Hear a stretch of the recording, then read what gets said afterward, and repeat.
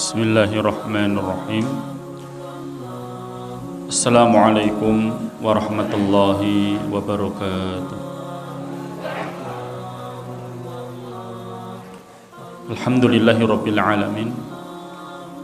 Wassalatu wassalamu ala asrofil anbiya wal mursalin wa ala alihi wa sahbihi ajma'in, amma ba'du.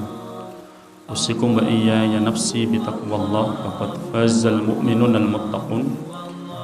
Allah ta'ala fi kitabihil karim, ya ayyuhalladzina amanu taqullaha haqqa tuqatih wa la tamutunna illa wa antum muslimun. Ikhwan akhwat fiddin, arsyadakumullah, Bapak Ibu sekalian yang semoga senantiasa dalam lindungan Allah Subhanahu wa ta'ala. Alhamdulillahirabbil alamin, kita bersyukur kepada Allah di malam hari ini Allah masih menggolongkan kita sebagai hamba-hambanya yang beriman kepada Allah, yang bertakwa kepada Allah. Buktinya kita bisa hadir di majelis ini, di masjid ini untuk menunaikan salat Isya secara berjamaah. Nanti insyaallah kita lanjutkan dengan salat tarawih dan witir. Ini nikmat dari Allah Subhanahu wa ta'ala. Kalau tidak ada kekuatan dari Allah, kita tidak akan mungkin mampu untuk mengerjakannya. La haula wa la quwata illa billah. Tidak ada daya dan kekuatan kecuali dari Allah Subhanahu wa ta'ala. Apalagi kita bisa lanjutkan dengan thalabul ilmi, dengan kajian yang setiap malam diadakan di sini. Setiap hari dengarkan pengajian, bosan boten Pak? Yang biasanya kalau di tempat lain itu bukan sekedar ba'da tarawih, ba'da isya, habis sholat subuh tausiah, mau buka puasa tausiah, nanti habis sholat isya tausiah lagi, tausiah meneh itu. Tapi insya Allah kalau hati kita suci, tidak akan bosan di dalam mendengarkan nasihat-nasihat. Uthman bin Affan radhiyallahu anhu mengatakan, lau toharat kulubuna ma syabi'at min kalami rabbina. Kalau hati kita ini suci, maka tidak akan merasa bosan ketika mendengar kalamullah, ketika mendengar lantunan ayat-ayat Allah, ketika mendengar ayat-ayat Allah dibacakan. Insyaallah kalau hati kita sehat, tidak akan merasa bosan. Dan hati yang sehat Bapak Ibu sekalian, hati yang selamat, hati yang suci, itulah hati yang akan masuk ke dalam surga. Di saat ruh itu berpisah dari jasad, maka ruh ini nanti akan disambut oleh malaikat dengan sambutan, ya ayyatuhan nafsul mutmainnah irji'i ila rabbiki radiyatan mardiyah. Hai jiwa yang tenang, silahkan bertemu dengan Allah, kembali kepada Allah dalam keadaan penuh dengan keridhaan. Radiyatan mardiyah. Fadkhuli fi ibadi, masuklah ke dalam hamba-hambaku, golongan hamba-hambaku. Fadkhuli jannati, masuklah ke dalam surgaku. Itu jiwa yang tenang, jiwa yang selamat, jiwa yang suci. Bapak Ibu sekalian, terkait dengan hati yang suci, hati yang selamat, saya teringat dengan kisah yang disampaikan oleh Syekh Sulaiman Maula, yang beliau bertugas di London. London itu pundi Pak? Kulon Pengging ya, Inggris ya. Di Inggris pada waktu itu bulan Ramadan beberapa tahun yang lalu, dan di hari Jumat saat itu London itu puasanya selama 20 jam. Itu bayangkan ya, itu masih mending. Di bagian Rusia itu ada yang sampai 22 jam Mbak. Jadi azan berkumandang, buka puasa, sholat maghrib, lanjut sholat isya, kemudian sholat taraweh, pulang sahur. Sahur setelah itu sholat subuh, puasa lagi 22 jam. Di London ini 20 jam berpuasa, siangnya panjang panas. Setelah sholat Jumat, Syekh ini dia istirahat, kemudian setelah sholat asar beliau ngisi kajian sebelum berbuka puasa. Selesai kajian, beberapa menit sebelum dikumandangkan adzan maghrib, beliau turun, terus duduk bersama dengan jamaah yang ada. Di situ ada sufrah. Sufrah itu karpet plastik yang dibentangkan. Di situ ada minuman, makanan untuk takjil, untuk buka puasa bersama. Semuanya kaum muslimin, laki-laki, perempuan, ustadz, syekh, santri, yang muda, yang tua, semuanya sama nunggu satu yang ditunggu-tunggu pada waktu itu. Apa Pak? Buka puasa. Mereka sangat merindukan sekali lantunan muadzin melantunkan adzan. Tujuannya satu, semua pengen berbuka puasa. 1 menit 2 menit ditunggu sampai tinggal 60 detik sebelum berkumandang adzan maghrib, tiba-tiba di depan syekh tadi ada seorang laki-laki yang jatuh. Blek. Kaget semuanya kan, berusaha untuk ditolong, dibantu, ternyata nggak bisa ditolong, dia sudah meninggal dunia. Belum sempat berbuka, tinggal 60 detik. Akhirnya ambulan datang bawa jenazah ini, terus syekh tadi berbicara di hadapan jamaah yang ada. Ikhwan fillah arsyadakumullah, ada di antara kita yang menginginkan untuk meninggal dunia di tempat yang paling mulia, di masjid. Ada juga yang pengen meninggal dunia di hari yang paling baik, yaitu hari Jumat. Ada yang pengen meninggal dunia di saat melaksanakan syam, dan ada yang pengen meninggal dunia dalam keadaan di bulan yang penuh dengan barokah, yaitu bulan Ramadan. Dan lelaki yang di depan saya tadi itu mendapatkan 4 kemuliaan, insya Allah meninggal dunia dalam keadaan husnul khotimah di hari Jumat, di tempat yang mulia, di masjid, sedang dalam keadaan syam di bulan Ramadan yang penuh dengan barokah. Akhirnya keluarganya datang, syekh ini penasaran, apa amalan istimewa yang dikerjakan sama lelaki ini sehingga Allah memilih dia meninggal dalam keadaan husnul khotimah begitu mudahnya, diberi 4 kemuliaan sekaligus. Keluarganya bingung, apa ya kira-kira amal utama yang dia kerjakan? Biasa-biasa saja. Sholat wajib dia kerjakan di masjid, ya sholat malam juga biasa saja, tidak semalam suntuk sampai subuh, tidak tidur, enggak. Juga baca Al-Qur'annya juga biasa saja, tidak satu malam khotam Al-Qur'an juga enggak mungkin. Apa ternyata amalan utama, amal mulia, amal istimewa yang dikerjakan? Mungkin amal istimewa yang dia miliki adalah hatinya bersih, hatinya suci. Dia tidak pernah memendam rasa hiket, hasad, iri, dengki, dendam, kesumat kepada orang lain. Mudah nggak Pak? Mudah apa mboten? Angel, sulit. Karena kebanyakan manusia itu ada rasa sifat iri, dengki, dendam, apalagi kalau dia sedang sakit hati, ya. Apalagi kalau ada orang mendapatkan kenikmatan dari Allah padahal dia derajatnya di bawah kita dalam masalah ilmu, dalam masalah strata sosial, dalam masalah yang lainnya, kok dia mendapatkan kemuliaan dari Allah Subhanahu wa Ta'ala seperti itu. Kadang-kadang syaitan menggoda kita, ya, menyakitin hati kita, ya, mengotori hati kita dengan penyakit hati tadi itu. Makanya salah seorang tabi'in yang bernama Fudail bin Iyad rahimahullah mengatakan, lau utiya sadran saliman, kalau ada salah seorang yang diberi hati yang selamat, faqad utiya faqad tu'jila syai'an min na'imil jannah, maka dia telah disegerakan nikmatnya dari kenikmatan surga. Kenapa? Karena penduduk surga itu tidak ada rasa iri, dengki, dendam kepada yang lainnya. Wa naza'na ma fi sudurihim min ghillin ikhwanan. Penduduk surga itu tidak ada rasa iri, dengki. Cabut oleh Allah Subhanahu wa Ta'ala iri, dengki, serai, dendam kepada orang lain. Kita lihat aja di sekitar kita, ya mungkin na'udzubillah kalau kita pun juga ikut di dalamnya, termasuk di dalamnya. Bermuhasabah, mari kita bermuhasabah. Jangan-jangan sifat itu ada pada diri kita. Ada tetangganya yang bangun rumah kok bagus gitu. Beli mobil mewah, mobilnya setiap bulan dia beli barang-barang yang mahal. Itu kadang-kadang ada rasa iri, dengki pada diri kita. Panas dingin badannya, greges-greges kan, dibawa ke rumah sakit, diperiksa sama dokter. Bapak mungkin habis makan tongseng, makan sate, atau enggak itu? Atau mungkin makan makanan yang mungkin mengandung kolesterol, enggak itu? Loh kok ini darah tinggi, mudah kolesterol, macam-macam.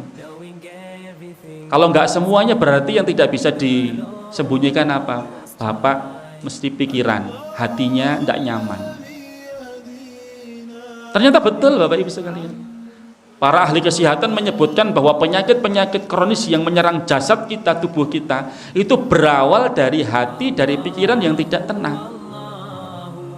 Karena makanan cuma 20%, Pak. Yang 80% itu karena pikiran. Kira-kira betul nggak, Pak? Betul. Lihat orang gila itu, makannya macam-macam toh. Di sampah-sampah itu ada makan makanan bosok dimakan gitu. Kurang loro ya gitu ya. Karena pikirannya los gitu ya. Orang mikir macam-macam ya. Nggak ada tekanan-tekanan, nggak ada tekanan psikologi, nggak ada gitu. Dengan seperti orang gila gitu ya. Ya enggak, maksudnya bagaimana hati kita ini bersih, suci, berusaha dengan sekuat tenaga penyakit-penyakit hati itu kita hilangkan dari diri kita gitu.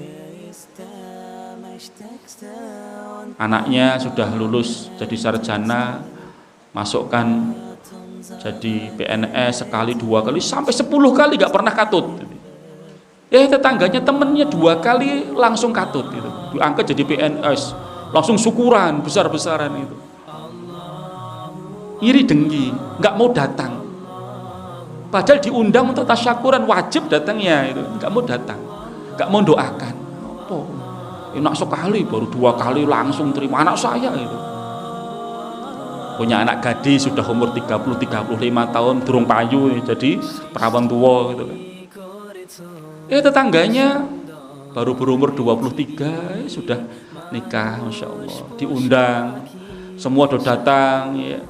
Mendoakan barakallahu laka wa baraka alaika. Ya datang tapi bukan barakallahu laka wa baraka alaika dengan keridhaan, tapi barakallahu laka wa baraka alaika. Panas dingin itu ya, panas dingin. Kenapa kok seperti itu? Seolah-olah Allah Subhanahu wa taala tidak adil gitu. Sehingga muncul rasa iri, dengki, hasad kepada orang lain atas nikmat yang telah Allah Subhanahu wa taala berikan kepada dia. Sekolahnya sama, teman main juga, kok nasibnya berbeda ya gitu. Sama-sama cari batu, yang satu cari batu di sungai nang kali, berangkat jam 8 pulang jam 4 sore, tubuhnya hitam, capek itu ngangkat batu, gajinya maksimal 100.000 sehari.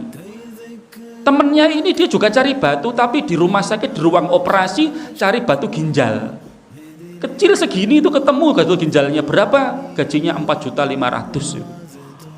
Iri dengki sama temennya. Nggak usah iri dengki, rizki Allah Subhanahu wa ta'ala itu dibagi-bagi dengan adil. Nahnu qasamna bainahum ma'isyatahum fil hayati dunya. Sesungguhnya kami telah membagi-bagi ma'isyah, rizki kalian di muka bumi ini. Oh, si fulan rizkinya sekian, si fulan rizkinya sekian, si fulan rizkinya sekian.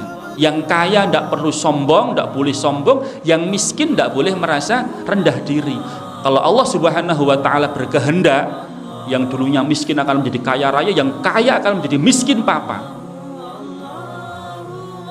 Dunia itu seperti roda, kadang di atas, kadang di samping, kadang di bawah. Saya punya teman di daerah Soko, belakang Soko Solo Baru itu. Dia di PHK karena musim Covid-19, perusahaannya oleng gitu. Seorang apoteker, Pak. Bingung kan cari kerja apa gitu. Akhirnya dia mutar otak gitu. Meramu bahan kimia untuk membersihkan apa? Membersihkan kerak-kerak di keramik gitu loh, Pak. WC yang sudah dibersihkan, bak air mandi di kamar mandi yang sudah diberikan itu. Dia eksperimen itu akhirnya berhasil dengan takaran pas gitu kan, terus dia jualnya lewat apa? Lewat TikTok coba. Yang biasa untuk joget-joget itu loh, TikTok itu.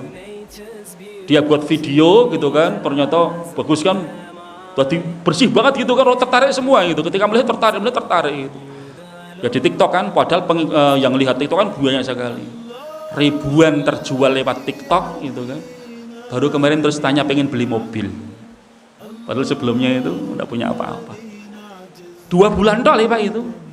Kalau Allah Subhanahu wa taala menghendaki si fulan itu ya, kaya. Teman saya juga dulu suka ngelapak di depan Baitul Ma'mur, jualan herba, jualan buku gitu kan. sedikit demi sedikit dia berkembang. Pas musim COVID-19 kemarin dia buat apa? Minyak kayu putih yang sedang booming-boomingnya itu, namanya obat gitu. Dijual tuh ribuan terjual itu. Alhamdulillah langsung beli mobil 2. Saya dapat barokahnya. Baitul Makmur selalu antar jemput. Selama naik motor kan, antar jemput. Alhamdulillah gitu kan. Nggak usah iri dengki. Temennya muridnya sukses punya mobil, alhamdulillah. Di Pak Fajri juga nggak perlu. Pak Fajri masya Allah itu kan sukses, bisa jemput saya, ngantar saya. Gitu kan. Disyukurin ya. Nggak usah kita iri dengki sama orang lain. Pak Fajri ini dia belum punya rumah, baru ngontrak gitu kan. Melihat di depannya itu wah nanti ada rumah makan ayam bakar mantili gitu kan. Nggak perlu iri dengki. Wah aku selama ini bertahun-tahun di sini belum punya rumah, depannya rumah mahal sekali gitu kan. Cepat sekali bangunnya kan, bentar lagi buka nih gitu. Nggak usah iri dengki, masing-masing sudah rezekinya sudah dibagi-bagi. Kalau Allah berkehendak orang yang kaya raya, kekayaannya habis begitu saja karena likuifaksi di Palu. Dulu kita mikirnya korun dulu ditenggelamkan ke dalam bumi kayak apa ya? Ternyata di Indonesia ada yang ditenggelamkan seperti korun, yaitu likuifaksi, tanahnya semuanya masuk ke dalam bumi beserta dengan rumah dan seisinya semuanya. Kalau Allah Subhanahu wa taala berkehendak, kun fayakun. Makanya Bapak Ibu sekalian, bersihkan hati. Memang sulit ya, tetapi itulah yang akan menyelamatkan kita di akhirat nanti. Yauma la yanfa'u malun wala banun illa man atallaha biqalbin salim.